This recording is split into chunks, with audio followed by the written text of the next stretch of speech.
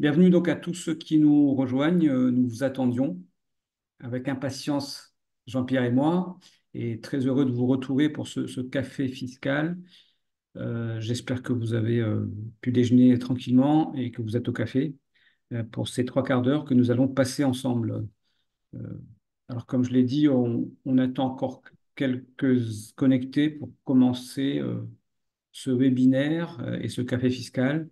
Donc encore une ou deux minutes si voilà, vous nous permettez, de façon à avoir le maximum de personnes dès le départ de ce café fiscal qui va, vous le savez, porter sur l'examen de conformité fiscale. Donc aujourd'hui, chez ECF, on va parler d'ECF justement. Et donc c'est le ECF moment, par ECF. voilà, exactement, hein. En anglais, on dirait ECF by ECF, mais c'est en français, c'est plus simplement Nous ECF sommes par, en, nous voilà. sommes en France. Exactement. Donc, disons ECF par ECF. Donc là, ça y est, on est pas loin de commencer. Ce que je vous propose, avant de passer la parole à Jean-Pierre et de faire les présentations, c'est de dire quelques mots donc, sur l'esprit donc de ces cafés fiscaux que nous organisons chez ECF maintenant depuis 2 ans, en lien donc avec la commission fiscale d'ECF, que je vous invite à rejoindre en nombre, puisque c'est avec le nombre que nous ferons émerger aussi les problèmes auxquels sont confrontés les confrères. L'esprit de ces cafés fiscaux, c'est, comme vous l'avez remarqué, après le déjeuner, on prend trois quarts d'heure avec, sur un sujet qui intéresse les confrères. On prend un spécialiste de la question. Donc aujourd'hui, on parlera examen de conformité fiscale. Alors on va survoler après ce café. D'ailleurs, ce café, pour certains, Jean-Pierre, il est matinal et on salue nos amis des Antilles parce que là-bas, c'est le café du matin, il est 7h30 aux Antilles.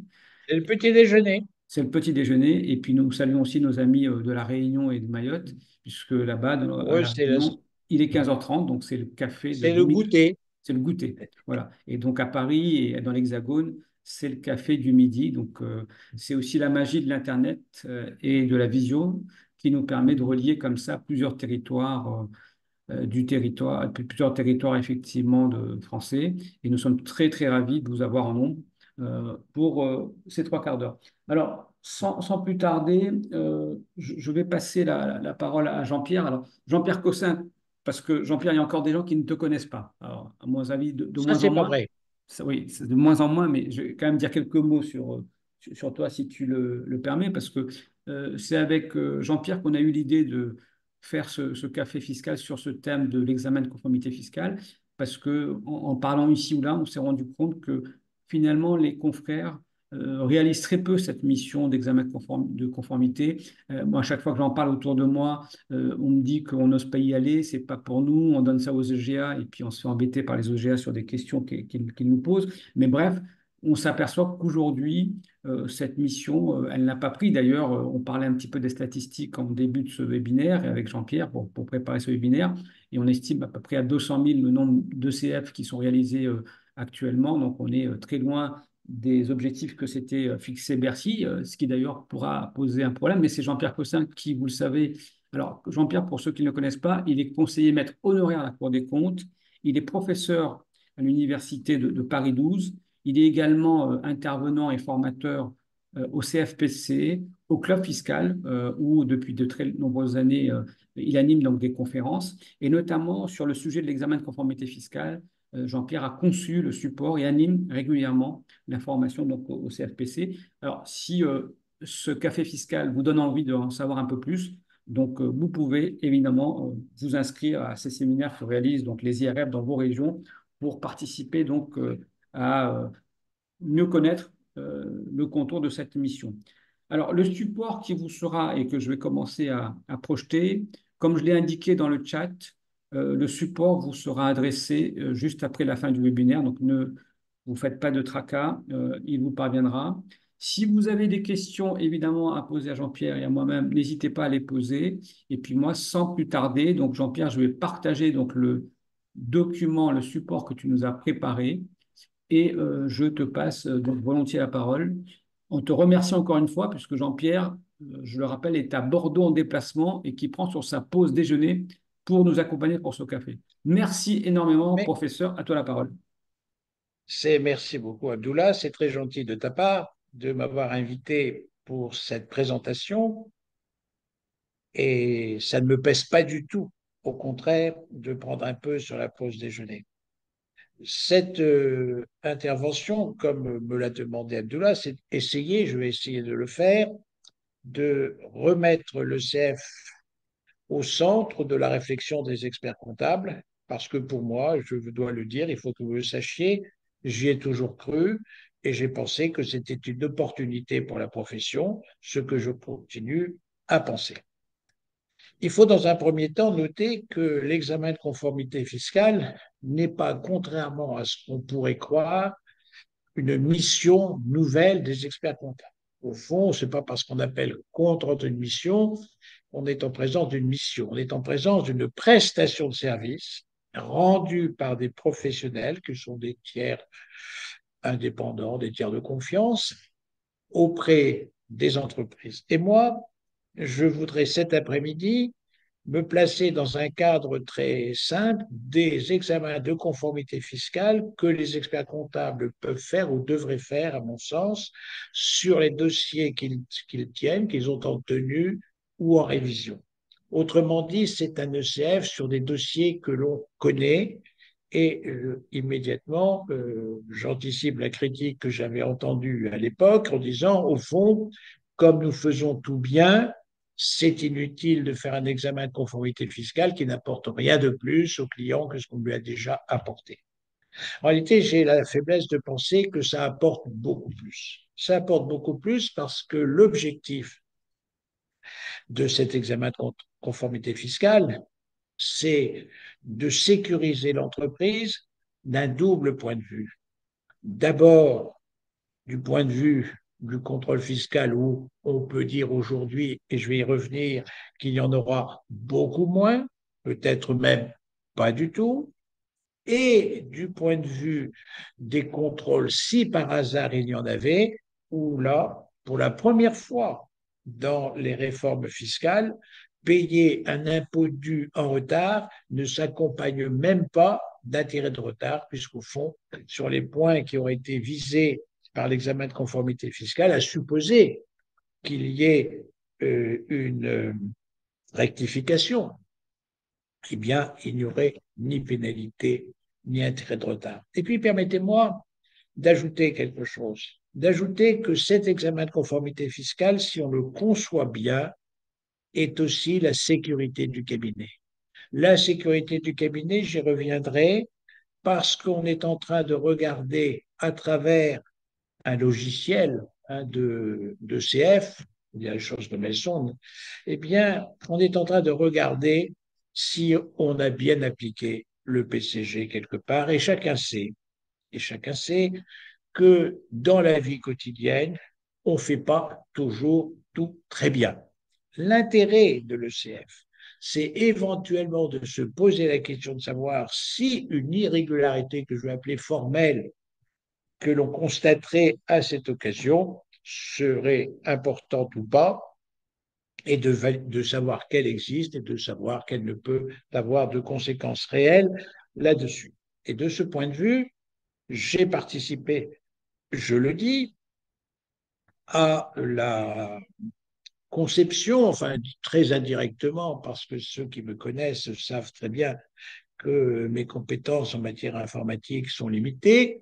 Simplement, j'ai essayé de contribuer dans la mesure du possible à la mise en place d'un logiciel d'analyse ECF qui soit adapté aux cabinets qui font des ECF sur les dossiers qu'ils connaissent. Et c'est la raison pour laquelle ils peuvent être plus rapides et ils peuvent être plus sécurisés. Donc une double sécurité, le client et l'entreprise, d'autant plus que la sécurité du client exige de la part du professionnel que vous êtes de les informer de l'existence de cet examen de conformité fiscale, puisque c'est un régime protecteur. Donc, alors, cet examen de conformité fiscale, la sécurité juridique, je viens de vous le dire, c'est quand même arrivé à un moment où il y avait la loi ESSOC qui était placée au moment où les commissaires aux comptes perdaient des mandats et où les organismes de gestion agréés devaient subissaient des difficultés. Et donc, c'est un élément, un outil de sécurité fiscale complémentaire qui va permettre évidemment aux entreprises à échapper aux risques fiscaux que l'on dit les plus courants. Les risques fiscaux les plus courants, c'est pas très compliqué d'ailleurs à comprendre, on va les décliner tout à l'heure de manière exhaustive, mais les risques les plus courants, c'est quand même ce que l'administration fiscale rencontrait le plus couramment lorsqu'elle faisait un contrôle d'une entreprise qui était tenue par un service comptable de qualité. Donc, il y avait, et on retrouve ces éléments euh, Alors, une dans question. un examen de conformité fiscale. C'est la raison pour laquelle ce n'est pas de la fiscalité de haut niveau que l'on va regarder, mais au contraire, est-ce que j'ai bien appliqué le PCG et le Code général des impôts sur les cas les plus courts? Voilà ce Alors, que euh, l'on peut dire. Alors, Jean-Pierre, une question qui me vient à l'esprit à ce stade, c'est les questions que nos clients nous posent. Est-ce qu'un examen de conformité fiscale nous prévient d'un contrôle fiscal? Alors évidemment, il faut être honnête et répondre, mais je crois que le patron du contrôle fiscal à Bercy a quand même récemment déclaré quelque chose peut-être qu'il faut rappeler à nos confrères. oui, c'est tout à fait important depuis toujours. L'administration fiscale a mis en place un système qui n'a pas pour vocation, contrairement à ce que l'on pourrait croire, de faire du contrôle dans un but d'avoir des recettes fiscales. L'objectif de Bercy, et ça a été exprimé à de nombreuses reprises, c'est que les comptabilités des entreprises soient les mieux tenues possibles et les plus fiables possibles, et que, le terme a été utilisé, les fichiers des écritures comptables montent en gamme. Autrement dit, on supprime les petites difficultés qu'on a pu voir apparaître, du moins on les connaît et on les maîtrise à l'avenir. L'idée, c'est pas de la recette fiscale, l'idée, c'est une montée en gamme de la sécurité fiscale. Et le directeur Frédéric Yanucci a dit on peut évidemment pas écrire dans aucun document que les entreprises qui auraient fait l'objet d'un examen de conformité fiscale ne seraient pas contrôlées. Ce serait anticonstitutionnel et donc c'est strictement impossible. N'espérez jamais avoir cette information. Simplement, il a dit une chose qui a une importance pour moi presque aussi considérable. Il a dit, à partir de 2023, c'est-à-dire l'année dernière, on ne met plus dans nos algorithmes de détermination des entreprises à contrôler celles qui ont fait l'objet d'un ECF avec dépôt du compte-rendu de mission dans lequel il aura été confirmé qu'il n'y avait pas d'anomalie. Ce qui veut dire, si on comprend à demi-mot, si je ne suis pas dans l'algorithme, je ne serai pas contrôlé dans le programme de contrôle fiscal. Maintenant, si on veut être tout à fait transparent, s'il apparaissait qu'une entreprise qui a fait l'objet d'un examen de conformité fiscale avait euh, pas déclaré la totalité de ses recettes parce qu'à la suite de recouvrements extérieurs, l'administration aurait pu constater qu'elle avait acheté beaucoup trop de produits chez Point P pour avoir le chiffre d'affaires qu'elle a réalisé. C'est un exemple, évidemment, que le contrôle fiscal pourrait exister, mais sur des cas tout à fait marginaux. Donc, on peut savoir ça. Alors, on va me répondre, on va dire, oui, mais déjà, ils n'étaient pas contrôlés, les entreprises, nos clients, ils n'étaient pas contrôlés beaucoup. D'abord, ils le sont un peu, et quand il l'était un peu, il y avait quand même un peu de redressement quand même. Donc, il ne faut pas dire que tout était aussi clair qu'on pouvait l'exprimer. Mais si ces entreprises n'étaient pas trop contrôlées ou étaient un peu contrôlées, c'est parce que vous aviez un filtre. Et le filtre, c'était les organismes de gestion agréés qui, elles, dans leur champ de compétences, faisaient, entre guillemets, des ECF, en réalité, sans vous le dire, et des ECF plus approfondis, puisqu'elles avaient l'EPS qui leur permettait de réclamer des documents. Et donc, la disparition ou le fait que bon nombre d'entreprises ne seront plus adhérentes des organismes de gestion, donc n'auront plus ce contrôle, ce filtre qui existait, sous le contrôle de Bercy d'ailleurs, eh bien, il est probable que ces entreprises vont faire l'objet de contrôles fiscaux plus nombreux. Alors vous me dites, oui, mais c'est pas possible. Si, c'est possible. Aujourd'hui, vous avez quelque chose qu'il faut avoir à l'esprit pour le contrôle, c'est que ces contrôles se font à partir d'un ordinateur, d'un logiciel qui regarde les fichiers des écritures Mm. comptables.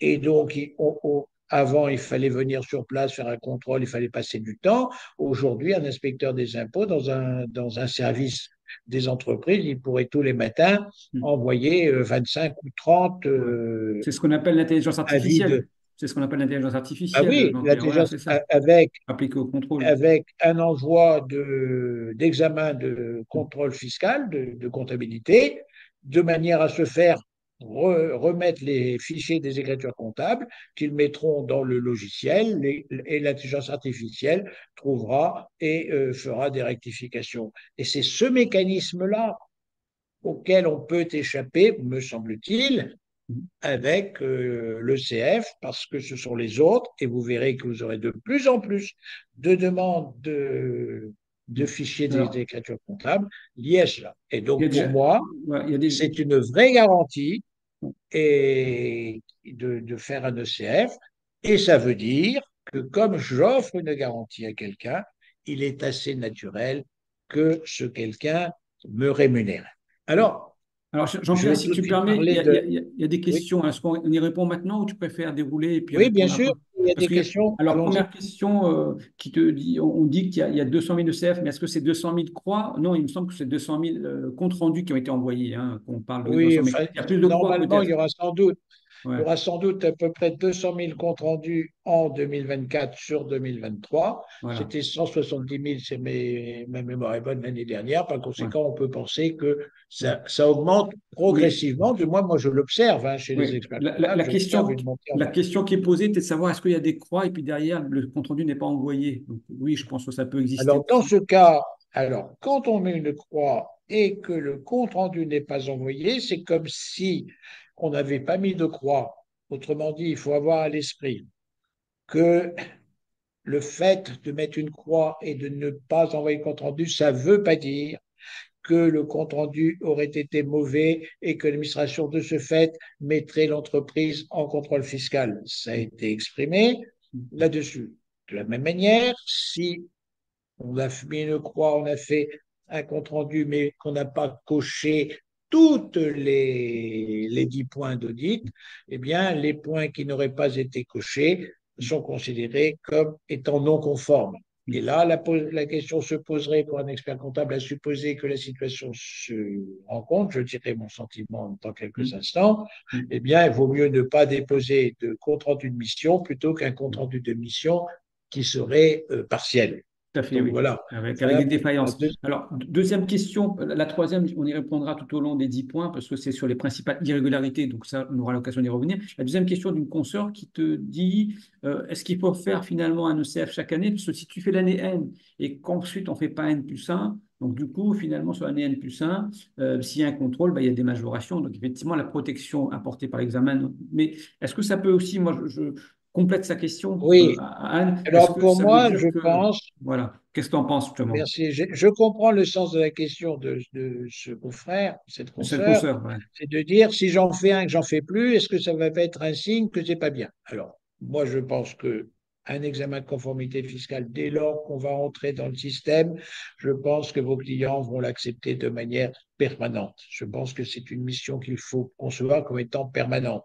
Par contre, si je l'ai fait une année et que je ne vais pas l'année suivante, ben l'année suivante, je ne suis pas couvert, mais c'est pas pour ça qu'on va considérer que c'est parce que le premier n'était pas bon qu'on n'a pas fait le second. D'accord. C'est clair. Alors là-dessus, je pense, quant à moi, qu'un jour ou l'autre, et dans un laps de temps pas trop éloigné, eh bien, le compte rendu de mission partira en même temps que l'alias fiscal. On y reviendra peut-être tout à l'heure. Alors, Donc, justement, c'est une question qui est posée. Est-ce que ça peut devenir obligatoire à l'avenir? Bon, tu y es plus ou moins répondu en ah, mais disant là, je c'est un vais spectateur anonyme qui m'exprimer pose la question, donc je ne à sais pas. titre personnel. Oui, Je pense, et j'ai testé souvent ça devant les experts comptables, si Bercy avait dit que le 30-30, le contrat d'une mission, appelé différemment, reprenant les 10 points qui sont visés, avait été un document obligatoire, ouais, tous les experts comptables l'auraient fait gratuitement. oui. Et donc, Bon. et c'est Et pas c'est pas une bonne chose. totalement exclu Ouais. qu'un jour ou l'autre, on vous dise, bah, comme vous ne le faites pas parce que tout est bien, bah, vous allez l'écrire. Moi, Alors, je vais avoir un mot en tant que consommateur d'expert comptable, si je puis m'exprimer ainsi. Moi, dans l'examen de conformité fiscale, en tant que client, j'ai compris que l'ECF, c'était une garantie pour moi. Voilà, je l'ai compris.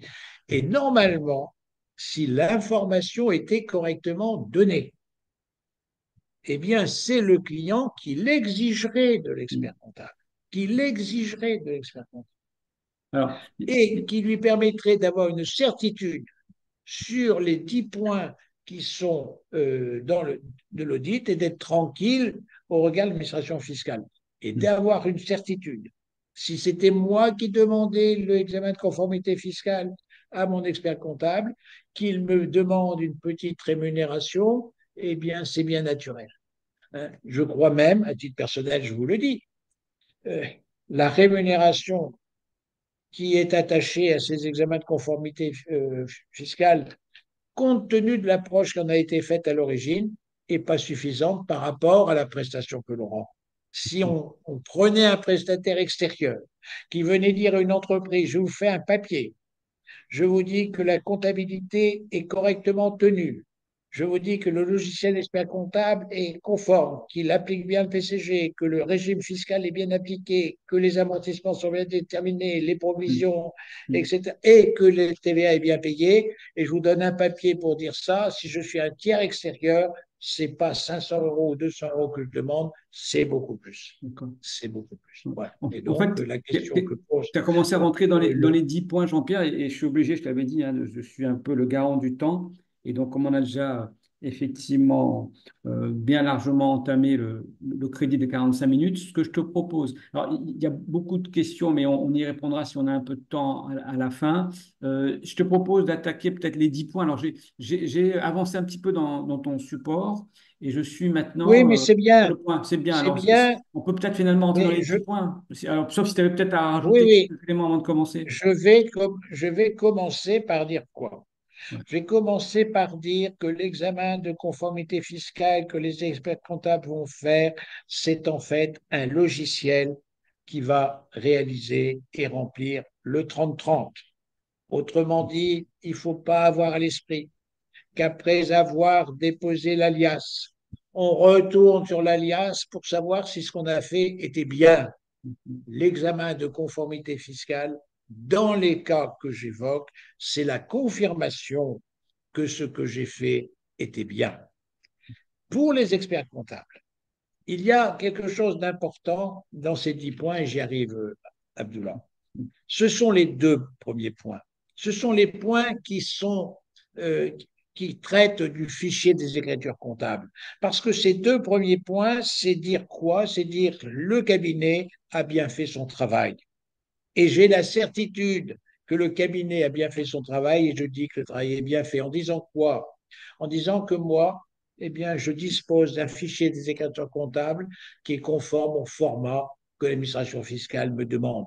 Il n'y a pas de doute qu'il le soit, mais c'est le point central. Souvenez-vous, dans le passé, quand on remettait le FEC sur place au vérificateur et qu'on le faisait tourner, dans l'ordinateur, le stress que l'on avait pour savoir si c'était bien.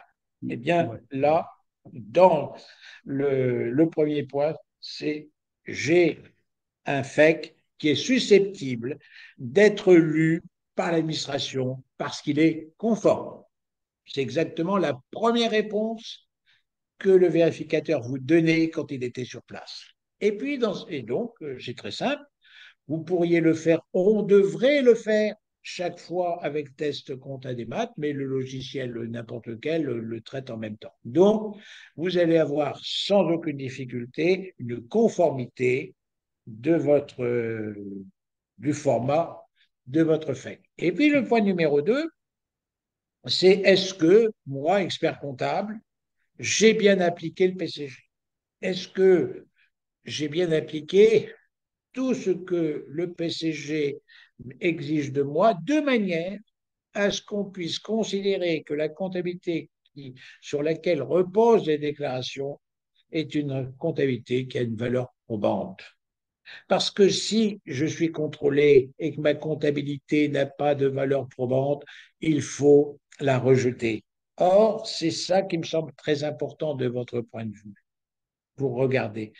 Quand vous allez faire passer votre FEC dans un logiciel d'analyse ECF, vous allez constater, tout le monde va constater, qu'il y a un certain nombre de petites irrégularités comptables, mais ces irrégularités comptables, les dates de facture, etc., certain nombre de comptes, eh bien, ces irrégularités comptables, il faudrait être capable éventuellement de les analyser au regard de ce que je viens de dire. C'est-à-dire, est-ce qu'elles sont de nature, est-ce qu'elles seraient de nature, si l'administration venait me contrôler, à remettre en cause la comptabilité, à considérer qu'elle n'a pas de valeur probante.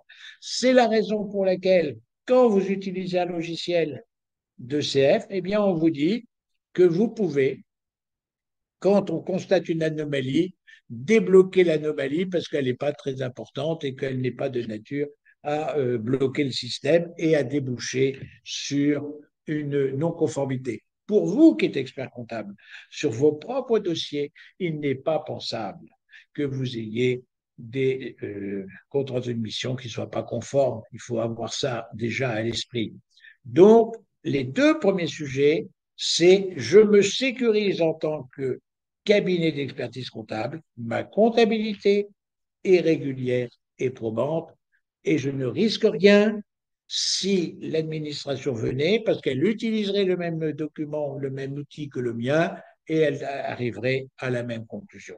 Maintenant, si je constate quelques petites anomalies, eh bien, je dirai à mes collaborateurs, je regarderai l'année prochaine comment y remédier. C'est dans ce sens que le FEC va augmenter en qualité au fur et à Alors, mesure du temps. juste mon Ensuite, expérience, ouais, juste mon expérience du chèque, Jean-Pierre, parce qu'on en a fait quelques-uns d'examens de conformité fiscale au cabinet. C'est que dans la plupart du temps, les anomalies qui ressortent de l'examen du FEC et le fait de le faire tourner là, sur le simulateur d'administration, ce sont des anomalies qui sont non bloquantes et qu'on peut régler. Il y a 90-95% de cas, ça se règle. Donc, je te rejoins en cela. La qualité de nos FEC n'a rien à redire. Et je pense que sur les deux premiers points, en tout cas en tant qu'expert comptable, nous n'avons pas à rougir de la qualité de la tenue de nos dossiers. Donc là-dessus, point un, point exactement, 2, tu as je raison. crois que là-dessus, c'est bien. D'ailleurs, il y a eu une enquête qui a été menée l'année dernière dans la Hmm. revue fiduciaire D'accord? où ils ont noté les différentes anomalies qu'on pouvait Ben, c'est une rencontrer sur ces question. points de détail Voilà, voilà, et qui n'étaient pas de nature à remettre en cause la comptabilité. tout à fait. Alors le point 3, c'est, là, ça pose parfois des problèmes, c'est le gel de caisse. Mais bon, il faut avoir le Alors papier. là, c'est très simple. Voilà. C'est très simple.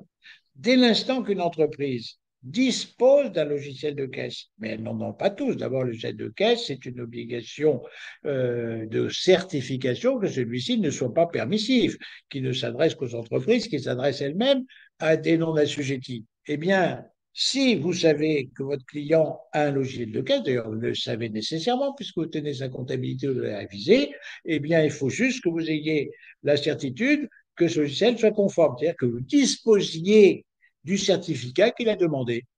Et donc, vous lui demandez le certificat. Là, on ne peut pas mentir. On ne peut pas dire, dans un ECF, si on est expert comptable, on ne peut pas dire le certificat, il existe, s'il n'existe pas. Parce que si par hasard, l'administration avait certitude que ce certificat n'existait pas et qu'il y avait un contrôle, là, quand même, ce ne serait pas très bien pour le professionnel que vous êtes. Donc ça, c'est juste une question de solliciter un document que le logiciel est certifié conforme à ce que demande l'administration. Il n'est pas permissif. Et la quatrième question, Le quatrième point, c'est un point qui fait beaucoup de discussion dans votre profession, Ouais, c'est les de dire au archives. fond les archives. Alors, sur les archives, ben, les documents comptables, ils sont passés entre vos mains. Donc, normalement, vous savez qu'ils existent. C'est pas parce que, alors, d'autant plus que cette affaire du respect des règles de conservation des documents, quand on le regarde de près, on se demande à quoi elles servent vraiment. Parce que sur le plan concret, si je dis que les archives sont bien conservées, mais que si j'étais contrôlé, je ne peux pas apporter la pièce justificative d'une opération, c'est pas parce que j'ai fait ça que la pièce justificative sera présentée. Donc ça veut dire que je serai redressé. Et à l'inverse, si les archives sont pas bien faites, mais qu'on me demande la pièce et que je l'ai, il y a pas de conséquence. Donc au fond, cette question, elle me perturbe toujours un petit peu dès lors que je me dis quelle est la conséquence concrète de cette affaire. Donc, comme vous avez fait ça, souvent les experts comptables disent on a fait une photo, on a demandé un certificat au client qui a ses archives. D'ailleurs, c'est une obligation de conseil de leur dire de conserver les archives, puisque c'est une obligation du Code de commerce et du livre de procédure fiscale. Donc, Mm. quand on dit cela, on ne fait rien de plus que de remplir sa Ouais. mission de conseil. Et le, Simplement, dé- on l'a ouais. Et le délai de dans. conservation, c'est 6 ans, hein. Donc, il faut bien rappeler que c'est le 6 ans, effectivement, là, dont Oui. on parle en matière de prescription. C'est ce que moi, avec Ah, un ça de mes peut être clients, beaucoup plus long sur le plan fiscal parce que, alors pour là, les c'est amortissements, oui, l'affaire pour des les IMO. déficits. Oui. Ah Si oui, les vous avez déficits. des déficits qui sont très anciens, eh D'accord. bien, on peut vous demander C'est des vrai que c'est oui. justifications de Mais, l'origine des déficits. Mais mais, bon, mais bon, dans le c'est cas général, c'est 6 ans. Je pense que c'est bien. Il faut rassurer oui, nos confrères parce que sinon, là, tu vas les voilà, perdre. c'est Bon, 6 ans. Oui, de ouais. toute façon, Allez, s'ils sont le point contents. 5 le point 5 c'est valider. Alors ça, euh, le point 5, j'ai c'est très important, j'ai une me anecdote là-dessus. semble-t-il, Après, je te la raconterai. J'ai une anecdote là-dessus, je te la raconterai. Mais je préfère. pardon. J'ai une anecdote là-dessus, je te la raconterai, mais je préfère te laisser Ah dérouler ton ben point si 5. tu, Le- non, je pense que c'est très important ouais. de temps en temps de bien vérifier que le régime fiscal sur lequel repose la déclaration de résultat est le bon régime fiscal qui devait s'appliquer. C'est là qu'on peut constater que des options ne sont pas bien faites. C'est là qu'on peut constater qu'on n'a pas bien appliqué les chiffres d'affaires en matière de micro, en matière de règles simplifiées. C'est là qu'on a pu ne pas bien comprendre la question de la franchise de TVA. Donc cette question, normalement, pour la quasi-totalité des dossiers, la réponse, c'est bien, j'ai bien déposé la déclaration qui correspond au bon régime fiscal. Dans la quasi-totalité des cas, il n'y a pas de problème. Mais il peut arriver qu'il y ait à un moment ou à un autre la révélation qu'on s'est trompé. Alors ça, c'est plus ennuyeux parce que si on s'est trompé, c'est un peu nous qui nous sommes trompés. Alors, vaut mieux, à mon avis, le savoir, l'anticiper, regarder comment éventuellement cette question peut se régulariser, plutôt que d'attendre un contrôle fiscal qui serait amené à vous dire votre déclaration n'est pas bonne, il faut faire en déposer une autre, sinon sans taxation d'office. Ouais. Mais tu as une anecdote. Ah oui, l'anecdote, en fait, c'était, on en avait souvent parlé sur ces questions-là. J'étais chez un client où on s'est aperçu que finalement, alors je suis commissaire aux comptes, et on s'est aperçu que l'intégration fiscale n'était pas bonne puisque la société mère était détenue à plus de 95% par une autre société soumise à l'IS. Ils se sentaient pas, le confrère ne s'en était pas rendu compte. Et donc voilà aussi un exemple, par exemple, criant d'une méconnaissance et d'une mauvaise application d'un régime fiscal. Là, c'était en l'occurrence l'intégration fiscale. Et donc, ben, on a sensibilisé les dirigeants donc, sur cette question-là. Voilà. J'ai une autre question en magasin. Il y en a plein, je suis désolé, on ne pourra pas répondre à toutes les questions, mais les questions là qui auxquelles j'ai été confronté. Par exemple, il y a une consoeur qui nous dit si je suis commissaire aux comptes, comment je fais? Parce que je ne peux pas effectivement déposer pour le compte du client en raison donc, des contraintes qui posent son activité, de notre code de déontologie. En tant que commissaire aux comptes, on ne peut pas adresser donc, le compte rendu par EDI, c'est-à-dire par Conforme Expert, hein. Moi, j'utilise la plateforme de l'ordre Conforme Expert et je vous la recommande parce que c'est fait par ECMA, c'est très bien fait. En 1 heure, si on connaît le dossier, on peut réaliser le compte rendu, je vous le dis, parce que on l'a déjà testé. Alors, ce qu'on peut imaginer, parce qu'on a été confronté au même problème, c'est que normalement, le client devrait le déposer. Mais lorsque, en l'occurrence, le client a appelé le centre des impôts, on lui a dit que ce n'était pas possible et qu'il fallait absolument l'envoyer par UDI. À ce moment-là, le client peut nous faire une attestation, une autorisation express ad hoc pour qu'on puisse nous télédéclarer donc ce compte rendu de mission. On lui aura d'abord, bien sûr, remis, qu'il aura quelque part validé et que le commissaire aux comptes va transmettre s'il utilise conforme expert. C'est une solution parce que sinon, je n'en vois pas, alors que la loi prévoit bien que l'avocat, l'expert comptable et le commissaire aux comptes peuvent faire cette mission. Mais là, concrètement, on a un souci technique. Et donc, je réponds à la question qui a été posée sur le chat là-dessus. Sur le logiciel de caisse, est-ce qu'il faut un certificat chaque année? Ben, si le logiciel n'a pas changé et que la réglementation n'a pas changé, je pense qu'on peut se contenter d'avoir l'attestation donc en vigueur dans nos dossiers, ça suffit, voilà.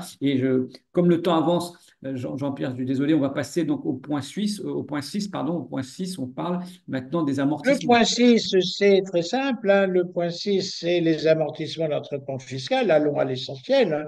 Vous avez constaté vos amortissements lors de l'alias et il n'y a pas de raison que vous soyez trompé lorsque vous l'avez fait. Par conséquent, le logiciel va reprendre le montant des impôts, le montant des amortissements et vous aurez conformité. Pour moi, sur cette question, il n'y a aucun sujet particulier de reprise. Euh, Là, pareil, là le aussi. différentiel. Alors, Ouais, ce que ouais. vous dit l'administration, c'est regardons la base. La base, c'est quand il y a une construction, normalement, il y a un terrain. Donc, ça, et puis, est-ce qu'on a bien appliqué du lunaire ou pas du dégressif quand c'est pas possible? Mais toutes ces questions, normalement, elles ont été vues en amont de l'ECF. Et d'un certain point de vue, c'est ça qui pourrait éventuellement gêner certains de vos confrères, c'est de se dire, en faisant le CEF, je m'aperçois de mes erreurs. Qu'est-ce que je vais faire? Évidemment, ben, je vais essayer de les régulariser. Au moins, ben, on verra bien tout de suite ou l'année prochaine. Mais ouais, c'est ça la question. Au fond, pour moi, il n'y a pas de problème. Les amortissements ont été correctement calculés parce que c'est moi qui ai fait le dossier. Donc, c'est bon. Ouais. Il en va de même. Ouais, Alors, les seuls points sur lesquels on peut peut-être choper, c'est dernièrement, j'ai vu ça sur un immeuble qui avait été acheté, on avait oublié d'allouer le terrain, en tout cas de séparer le terrain, on avait tout amorti. Donc bon, ça c'est des petites choses par manque d'attention et par erreur que les confrères peuvent commettre. Donc effectivement, rien de bien grave, mais voilà, sur l'amortissement, en général, qu'on s'est tenu c'est par le pas grave, mais cabinet. c'est là, on n'a pas besoin de CF pour constater que Oui, si on a exactement, acquis un immeuble, il y a un terrain. exactement. Ça Oui, non, arrive mais quelquefois. voilà. Et il est bon de rappeler que l'administration ne dit pas que vous devez apprécier la valeur respective du terrain et de la construction. Mm. Elle dit simplement vérifier qu'il y a un terrain sous la construction. D'accord, voilà. Et vous ne portez pas appréciation sur la valeur. Donc, vous Mm. voyez que c'est quand même pas dramatique. Donc, Alors, ensuite, vous point avez 6, je crois. évidemment, pour les amortissements, il y a les règles habituelles, mais moi, en trois quarts d'heure, on est obligé d'aller vite. Ouais. Alors Les ensuite, pro... vous avez ouais. là, je me permets de la souligner parce que la question, c'est la question des provisions. Provision, ouais. La question des provisions, chacun sait qu'en cas de contrôle fiscal, c'est la question la plus délicate, la plus conflictuelle entre l'administration fiscale et l'entreprise. Et donc, d'ailleurs, l'administration avait eu du mal à mettre, c'est le dernier des 10 points qu'elle a intégré dans le CF, parce elle s'est dit, c'est là que je fais des rectifications. Or, quand vous avez, avec votre client, déterminé que la provision devait être constituée et que son montant était correctement constitué, ben, de fait, vous avez répondu aux questions que vous devez conforter, confirmer dans le contrôle de mission. Donc, je ne vois pas comment on peut, dans le compte d'admission, dire ce qu'on a fait dans l'alias est pas bien. Alors, par contre, sachant qu'on va faire un ECF, on se doit peut-être d'être un peu plus rigoureux éventuellement sur les justifications apportées sur le principe et le montant de la provision. Je répondrai oui à cette question. Que ça nous empêcherait, ce que j'appellerais, de faire des provisions de pure opportunité, Alors là, peut-être que ça pourrait être une opportunité fiscale. Ça veut dire que j'ai pas grand-chose à dire en cas de contrôle, à supposer que ça puisse exister. Là, je vous accorde que dans ce cas particulier, peut-être, il conviendrait d'abord de ne pas faire ce que je viens de dire, mais puisque ça a été fait, ça a été fait. Et dans ce cas, peut-être que je ne ferai pas de CF, parce que si je n'ai rien à apporter à l'administration en cas de contrôle, ce ne serait pas quand même très réaliste de conforter que ce que l'on a fait, c'était bien, alors que je ne peux pas avoir un embryon de justification. Donc pour moi, et c'est ça la question des experts comptables, l'art pratique, c'est la provision, ben, on essaie d'appliquer autant que faire se peut le PCG, il n'est pas beaucoup plus clair que le CGI, et les situations factuelles, eh bien, ne sont pas non plus toujours très claires. Les experts comptables n'ont pas tous la même approche de la provision, les commissaires aux comptes, c'est pire encore. Et donc là, on est dans un sujet important. Quand il y aura débat, s'il y avait débat sur les provisions, puisqu'il y a eu un ECF et qu'un professionnel a dit que c'était bien, eh bien, il est probable que ça aura un impact assez important en cas de contrôle. Un, il n'y aura peut-être pas de rectification, et deux, probablement que le tribunal administratif, à terme, tiendra compte du fait qu'un professionnel a validé les provisions au moment où celles-ci ont été faites. Après avoir fait les provisions, vous C'est avez charge à le payer. point suivant qui sont les charges à payer, l'endettement fiscal, disons les choses simplement. Les charges à payer, c'est est-ce que ce qui est à payer sera payé? Donc, est-ce que ce ne sont pas des charges qui ne sont pas des charges pareilles? On raisonne comme un vérificateur, mais comme vous l'avez fait vous aussi, eh bien, vous connaissez la charge et vous savez qu'elle est à payer. Vous allez constater qu'elle aura été. Ah, une charge à payer qui ne serait jamais payée, on pourrait s'interroger pour savoir si c'était. L'idée qu'on a dans ce point numéro 8, c'est effectivement de ne pas constater qu'on a pris des charges qui n'en étaient pas vraiment. On ne vient pas vérifier que vous n'avez pas appliqué le bon compte, on vient juste vérifier que ce qui a été déduit était bien déductible. Il D'accord. en va de même d'ailleurs Alors, des charges Jean-Pierre, exceptionnelles. ouais, là-dessus, Jean-Pierre, sur les charges à payer, je suis dans un groupe de sociétés, je vois dans le compte créditeur de la société mère ou d'une société de groupe des sommes qui sont là depuis plusieurs années. Ce sont des dettes qui sont là. Est-ce que on doit se prononcer sur, je dirais, la pertinence de ces dettes, sur leur réalité ou pas? Ou c'est pas l'objet de la question 8 du point 8. Ça, alors là, c'est un vrai sujet en soi, il faut Bon, 1 heure. ok, Parce bah allez, que on n'a pas la 1 heure. charge à payer, Ouais. non, mais c'est très important. Là, on est Bon. obligé de dire le classique, mais une charge à payer qui ne serait pas à payer, à quelle date elle ne l'était pas? D'accord. Et donc, la question a été posée de savoir si elle n'est pas à payer au 31 décembre 2023, mais qu'elle ne l'a jamais été, qu'elle figure depuis 3 ans en charge à payer, et que normalement, on l'a passée en compta en 2021. C'est à quelle date on devrait faire la rectification? C'est pas en 2023, c'est en 2021.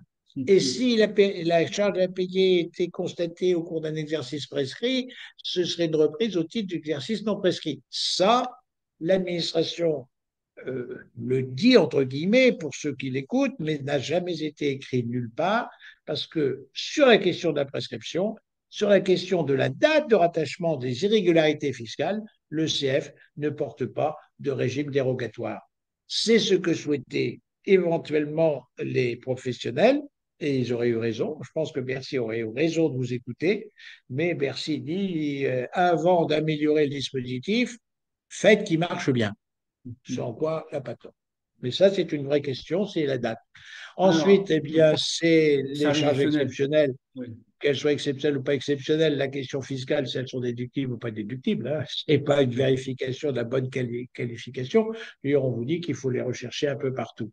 Et Alors, de puis, toute le dernier façon, point, c'est un point qui disparaîtra normalement avec le nouveau règlement qui entre oui, en parce que, vigueur l'année voilà, prochaine, la LNC 2022-06. Je rappelle aux confrères et aux consoeurs que normalement, le résultat exceptionnel va se réduire comme peau de chagrin, puisque, a priori, l'année prochaine, ne figurant dans cette rubrique que les opérations inhabituelles et majeures. Donc, voilà.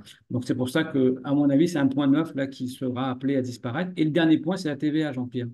Et puis il y a beaucoup de Alors, le questions, dernier il y a point de beaucoup la de questions. TVA, Ouais. c'est très important parce que c'est ce que vous faites systématiquement. Mm. Au fond, quand vous faites le cadrage de TVA, parce que je suppose que tantôt les cabinets, avant de Mm. déposer l'alias, on fait le cadrage de TVA pour voir ce qu'il y a bas, etc. Quand on a fait le cadrage, on a respecté les règles d'éligibilité de TVA. Quand est-ce que j'ai pas payé trop tard? Est-ce que j'ai tout payé? Est-ce que j'ai pas payé trop tard? Est-ce que j'ai pas récupéré trop tôt? Voilà, Mm. alors, est-ce que j'ai pas trop récupéré ou trop tôt? C'est ça le cadrage de TVA. C'est ce qu'on vous demande de faire. Est-ce que j'ai bien respecté les règles d'éligibilité, c'est-à-dire j'ai payé au bon moment et j'ai récupéré au bon moment? On ne vous pose pas la question de savoir si la TVA, s'il y avait une TVA qui n'était pas récupérable sur tel ou tel bien, ce qui pourrait arriver, imaginons que vous ayez récupéré de la TVA sur des cadeaux, ben, c'est le CF n'a pas à le souligner, c'est pas dans le cadrage. Hein, Mm. simplement, quand on a passé l'écriture en tant qu'expert comptable, on sait que normalement, c'est pas récupérable. Mais vous voyez que la question de l'ECF, les 10 points qu'on vient de voir, eh bien, ce sont des positions simples sur des critères simples. On Mm. n'est pas en train de dire la TVA n'était pas récupérable, on n'est pas en train de dire la charge n'était pas déductible. Ça, c'est l'expert comptable qui fait bien son métier en amont. Quand on fait l'ECF, c'est juste ces 10 points qu'il convient de valider et de dire qu'ils sont conformes dans le cas d'un compte rendu de mission qu'on remet au plus tard le 31 octobre ou dans les 6 mois de déclaration si l'exercice n'est pas clos au 31 décembre. Voilà. Et on peut dire qu'on le fait quand on veut, cet ECF. On peut le faire au moment de l'alias, on peut le faire dans les 6 mois qui suivent. C'est pas parce qu'on vous donne 6 mois qu'on va retourner dans l'entreprise pour faire des contrôles supplémentaires. C'est pour ceux qui n'auraient pas la comptabilité et qui feraient un ECF. Là, ils vont faire Mm. une mission. Imaginons que moi, je fasse un ECF sur un dossier détenu par HAL, eh bien là, que je ne connais pas, je connais HAL, mais pas son dossier. Donc là, je vais Mm. passer du temps après la clôture de l'exercice. Mais quand on est l'expert comptable qui tient ou qui révise, eh bien, les questions qu'on évoque, elles sont de fait validées. Alors, dans le compte rendu de mission, on doit mettre des croix dans les cases pour dire que c'est conforme. Vos comptes rendus de mission seront nécessairement conformes, hein, et il faudra que tous les points soient traités. S'il en manquait un, je dis tout à l'heure, c'est comme si c'était non conforme. Donc, dans ce cas, il vaut Alors, mieux ne pas déposer le compte rendu de mission. est-ce que stratégiquement, on fait l'examen, le compte-rendu de la folie des liasses fiscales, où on en avait parlé une fois avec toi, Jean-Pierre, et tu me disais, bon, il faut peut-être attendre quelques mois, et moi je le fais faire, en général on le fait en septembre au cabinet, on laisse passer la période estivale, on le fait en septembre, de façon à se dire, on a fait l'alias fiscale au mois de mai, elle a été transmise, et puis après on a mis quelques temps à faire le travail sérieusement, et on a envoyé le compte-rendu en mois de septembre. Est-ce que c'est pas plutôt le conseil qu'on aurait donné à ceux qui nous écoutent, ou tu dis aujourd'hui, Oui, non, moi je suis là, certains l'ont dit, moi-même je l'ai dit, je dis ouais. bon, on peut gagner une année parce que la prescription fiscale, mais si on raisonne bien et qu'on croit ce que je viens de dire, c'est-à-dire que normalement ces entreprises ne vont pas faire l'objet de contrôles fiscaux parce qu'ils auront fait l'objet d'un ECF, eh bien la prescription en réalité n'a pas beaucoup de sens. C'est pourquoi j'ai pas à critiquer votre ordre, c'est pas mon rôle, mais quand on dit je veux que 2 ans au lieu de trois, c'est ne pas faire confiance en réalité au principe de base, c'est que normalement c'est pas deux ni trois, c'est pas du tout en définitive que de prescription. Mais ça peut être un élément vendable. Alors pour vendre le CF, il faut pas le vendre trop cher. Alors, justement, Et c'était une question qui a été je posée, le me prix. souviens Le prix. comment. C'est une question Ah qui a ben été moi je posée, sais le pas. prix. Alors, C'est pas moi qui puis me permettre de donner le prix. Simplement, pour vendre, pour ceux qui veulent, d'abord, pour vendre un ECF, il faut mettre une croix dans une case. Si on ne l'a pas mise, on peut faire une déclaration rectificative pour mettre effectivement, la croix dans la case et faire le CF. Ça, ouais. c'est deuxièmement. Sur la question des entreprises, est-ce que ces entreprises en veulent? Eh bien, il y a une présentation assez habile qu'un de vos confrères m'a livrée un jour. Il a dit, moi, je propose le CF, je dis, voilà ce qui existe. Je raconte l'histoire telle que moi je viens de le raconter simplement en 5 ou 10 minutes. Mhm. Et je dis, je suis obligé de vous la raconter parce que c'est mon obligation de conseil, c'est une mission, enfin plutôt une prestation qui va vous permettre d'être moins contrôlé. Maintenant, vous n'êtes pas obligé. Mais pour mon dossier à moi, expert comptable, si vous en voulez pas, eh bien, vous me l'écrivez. Mhm. Eh bien, ils me disent, c'est rare qu'ils l'écrivent. Voilà, c'était une petite information pour faire un petit peu de chiffre d'affaires Ouais. supplémentaire. C'est vrai que si on explique bien aux clients, eh bien, ils savent qu'ils ont un intérêt à, pour une somme modique. D'ailleurs, ils payaient bien le centre de gestion avant, Mhm.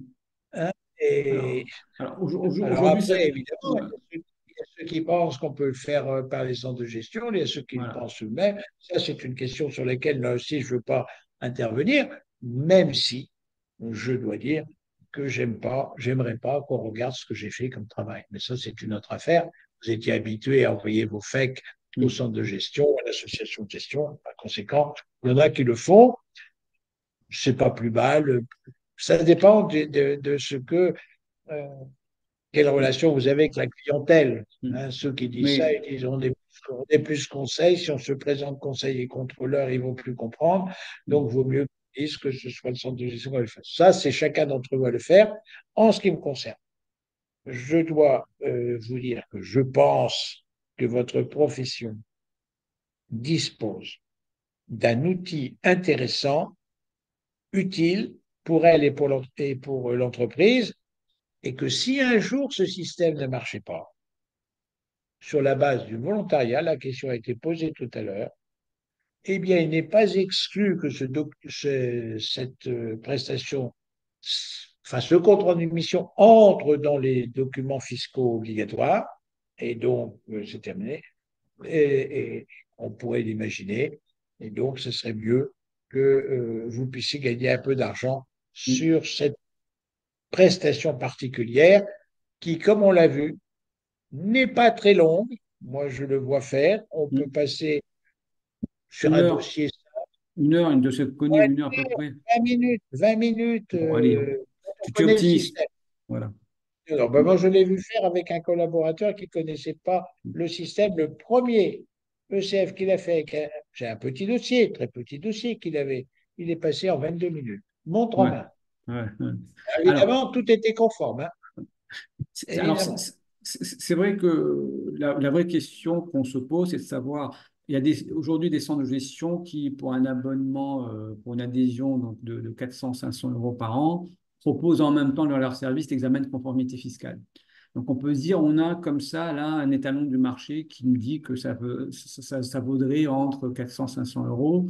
Moi, je dis déjà moins, moi, je ne le fais pas à titre personnel et je serais plus entre 600 voire 2 000 €. On a fait aussi des examens à plus, à 5 000 €. Alors, ça concernait plus. Et alors, je réponds à une question qui a été posée sur le chat. Est-ce que le CF, c'est uniquement pour les TPE, les très petites entreprises, ou alors ça Ah peut, non, pour tout le monde. pour les PME, pour les Vous ETI, etc. pourriez, Voilà.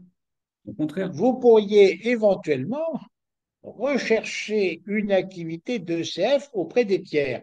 Hmm. Voilà. Je vais Mais ça- vous raconter une dernière anecdote compte tenu de l'heure. La première année où j'ai présenté cela avec les supports du CFPC, que j'avais conçu, il y avait un jeune expert comptable d'une quarantaine d'années qui a bien compris le système, qui a compris l'utilité qu'il pouvait, enfin du moins l'intérêt qu'il pouvait en tirer. Et puis il est parti. Et 2 ans plus tard, il revient pour actualiser ses connaissances en ECF. Et je le retrouve et on repart. Et là, il me dit, Monsieur Cossin, je ne vous remercierai jamais assez. J'ai fait du démarchage de CF avec un questionnaire d'une grande habileté. Il faut dire les choses qu'il avait. Bon, ça, c'était un commerçant, expert comptable, hein. Il m'a dit, il m'a fait gagner 150 000 euros. Voilà. Mais il avait un questionnaire tel qu'à la fin du questionnaire, eh bien, les prospects, comme il les appelait, ne pouvaient que dire oui. Ça, c'est du business, ça. C'est autre chose, mais pour faire des choses qui sont à la portée de chacun d'entre vous. Et quand c'est sur vos dossiers, on peut même aller un peu en deçà de ce que vous propose Al, mais ça, c'est votre question. Il faut Mm. tenir compte des capacités contributives du client. Je Tout à crois fait. que, en toute chose, c'est la clé. Alors, Jean-Pierre, merci. Beaucoup de De questions, rien, bien évidemment, mais je le te laisse temps conclure. presse et il faut qu'on arrête. Il est pratiquement 13h25 à Paris.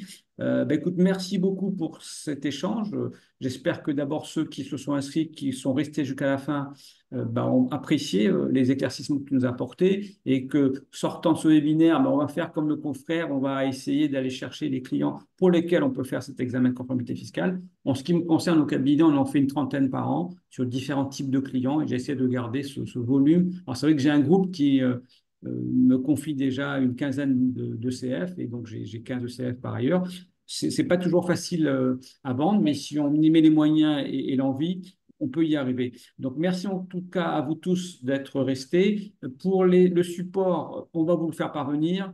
Et comme c'était marqué sur la dernière diapositive, n'hésitez pas pour nous soutenir à adhérer et puis surtout à rejoindre la commission fiscale de CF.